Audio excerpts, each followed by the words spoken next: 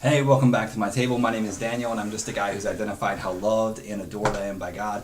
It is my passion and my purpose in life to help everyone I meet understand their place of value to the King and to the heart of God.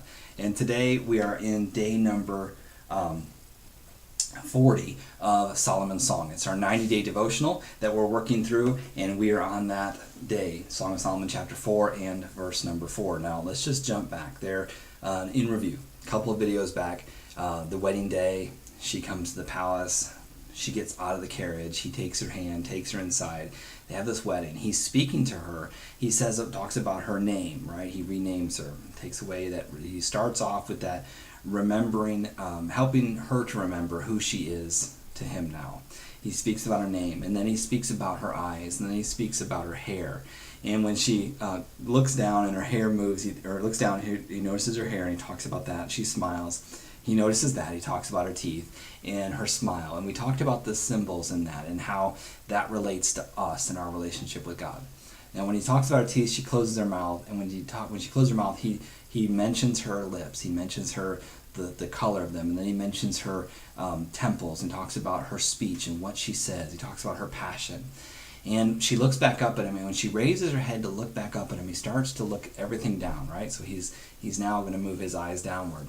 Now, ultimately, as we go on with this, the next couple of videos, he is turned on, and anyway, yeah, they go there. But for right now, he's talking about her chin, and she looks up, and he looks at her neck, this area right here in the body. It's a very, very sensual place of the body, right? So he looks at her neck, and he starts to describe her neck. And at first glance, if you're not careful, you read this passage and you say, okay, he's talking about her physically, right? He's describing her body, which he does a lot in the Song of Solomon, and she does this as well. But there's more to it than just him talking about being aroused or being sexually turned on. There's more to this passage if you look at it and pay attention to the words that are used and the contextual reference. Why was that used? Why did he say that? Like, of all the things he could say, why did he say that? And it's a direct challenge to, in our life, for Proverbs 3, 5, and 6. In all thy ways acknowledge him, or trust in the Lord with all thine heart, and lean not to thine own understanding. In all of thy ways acknowledge him, and he shall direct thy paths. In all thy ways are everything we do, everywhere we go, and everyone we meet. In all of those areas, right? Acknowledge means to search for or discover. In every one of those areas, everything we do, everywhere we go, and everyone we meet, search for or discover God. Look for God, and he'll direct your paths. Always be willing to look again when it comes time with things of God. And pay attention of all the things I could see today. Why did I see this? Of all the people I can meet today, why did I meet this? And we've talked in the last several of the past videos about instances, and I've tried to illustrate that with stories and things of this is when opening the eyes to name meanings and color meanings and place meanings, what's going on around me at the time. And I truly believe that most Christians miss out on the voice of God in their life on a daily basis because they have their eyes closed. We trained ourselves to say, speak to me when I go to church, or speak to me during this set time of the morning. And after that, we just tune him out and we just go about our day. But God's voice is like the radio in your car. Just because you turn it off doesn't mean that the broadcast stops. It's going to continue to go whether you choose to listen or not. And so, if anything, Song of Solomon is a challenge, and what changed me the most about it was that it helped me to understand the importance of keeping that dial tuned open throughout your day. So he's speaking to her about her neck. And he said, in Song of Solomon 4:4, thy neck is like the Tower of David. Tower of David. Long. She had a long neck, right? And he says, your neck is like the Tower of David.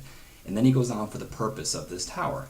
Builded for an armory, whereon there hang 1,000 bucklers, all shields of mighty men. Now, if you hang something heavy on a wall, it starts to sag, right? So her neck, he's not talking your neck is sagging. No, he said your neck is like this tower that was built for a specific purpose. There was a purpose for the Tower of David. So when I read this, I had to do some research. I had to go back to the Tower of David. Okay, when was it built?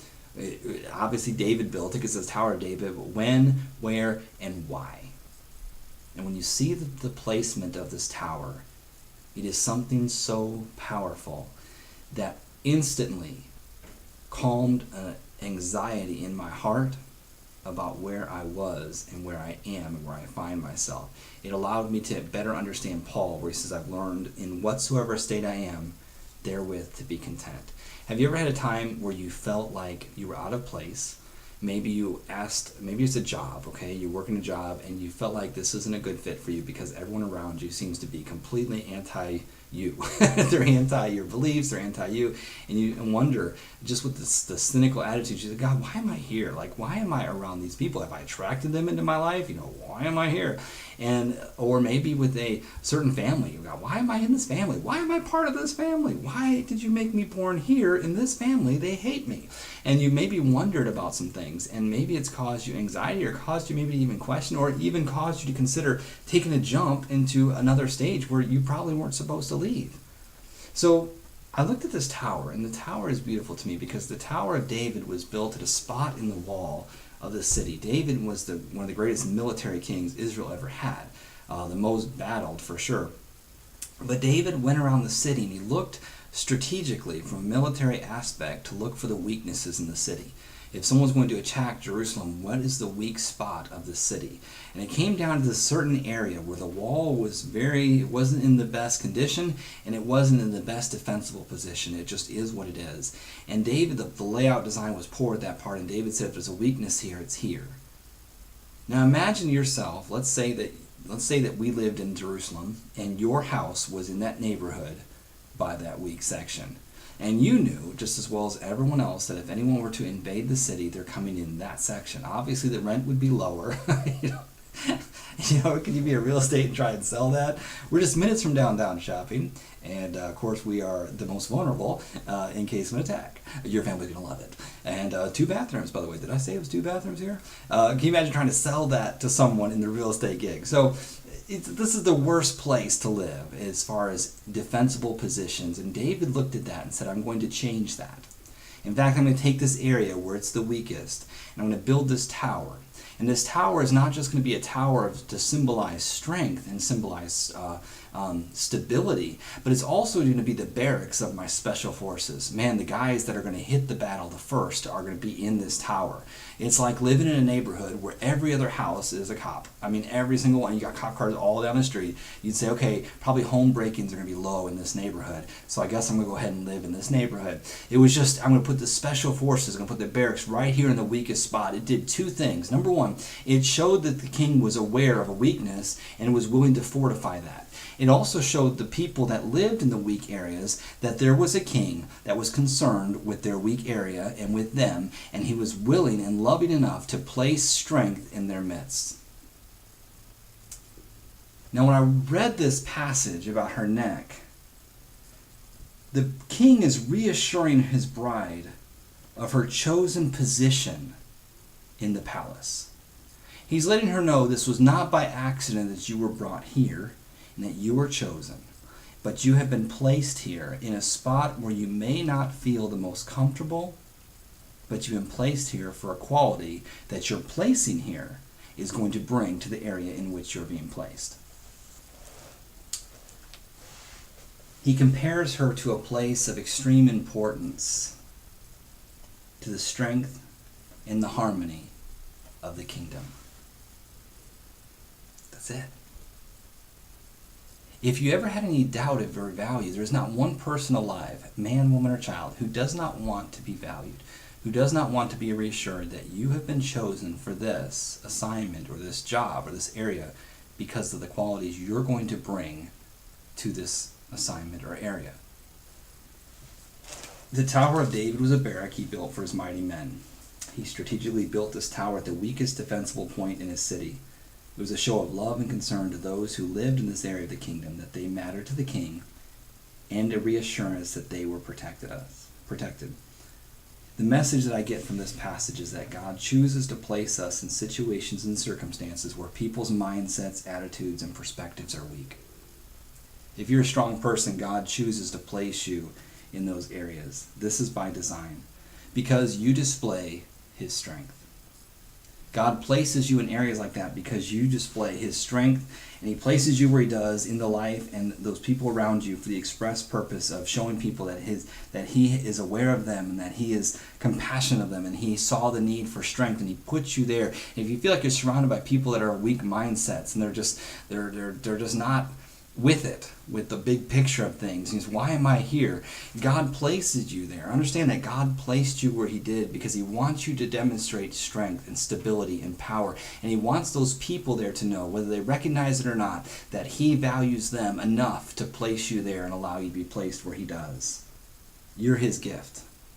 You don't have to say it. It's vain to tell people that I'm a gift of God. You're right, it is vain. So that's why we don't have to do it. God says it for us. You are his gift to an area or to a people or to a place, because you have within you the Holy Spirit of God. You have within you God, and he says, I'm placing you with me within these areas, these people, around situations. I think it's amazing that Jesus, when he went to the cross, it was Emmanuel, God with us. And he said, I'm going to the cross, and it's important that I die on the cross because another will come, the Comforter, who another is just a word for just like. He said the Comforter is going to come and inhabit the hearts of the believers. And what's amazing to me is it was God saying it was one mindset here against the mindset of the world. But if I do this on the cross, one of the best things about this resurrection and crucifixion and resurrection is that I'm going to bring my Spirit down, and it's going to dwell inside the hearts. It's not one mindset against the world's mindset. It's millions of mindsets. I'm going to against the world's mindset. I'm going to bring my Spirit of comfort and love. I'm going to put that inside of each and every believer, the ability to love and the ability to give and the ability to care for and to nurture. I'm putting that ability, that wisdom, I'm putting that access in each and every believer. Man, I'm going to place you there. You are my gift to the world's mindset. You are my gift to a society or to a culture that's completely built on selfishness and self-love and hate. I'm going to put you there in that mindset, in that culture. Your presence is proof that the people you are around matter to the heart of the King. And that right there is enough to change you. When you understand that my presence here in this job area, this department, I don't like it. I don't like the people I'm around, but my presence here is God's gift to the people here because they matter to him. And if I could really soak in the fact that these people, no matter how anti-God they may be, they matter to him. They matter to the King, and he loves them so much that he's allowing me to represent him to them. And that means when things are thrown against you, how you respond is critical. The words you speak are critical. The things that you say are drastically important, because you're not just speaking. This isn't just Daniel speaking. Understand that you are a representative and an ambassador of a heavenly place, and what you say is an official endorsement or an official statement of the representative kingdom. And what you speak is extremely crucial, man. How you respond. So-and-so says something, you want to slam your fist down and throw it right back at them because, man, they had no right to say that. Understand, how would an ambassador respond? Ambassadors never respond out of anger.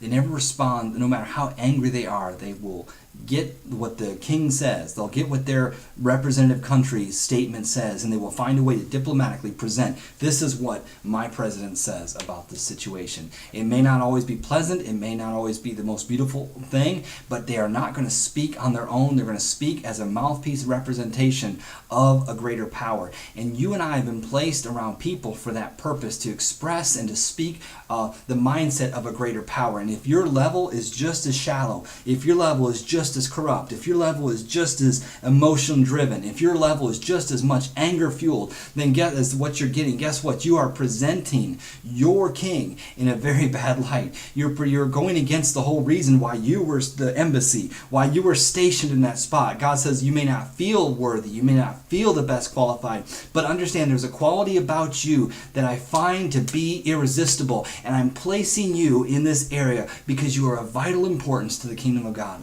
I'm going to let you be the representative. Well, if God really knew me, then he wouldn't do that. He does know you. And he did do that. So if anything, go back to your ambassador protocol book.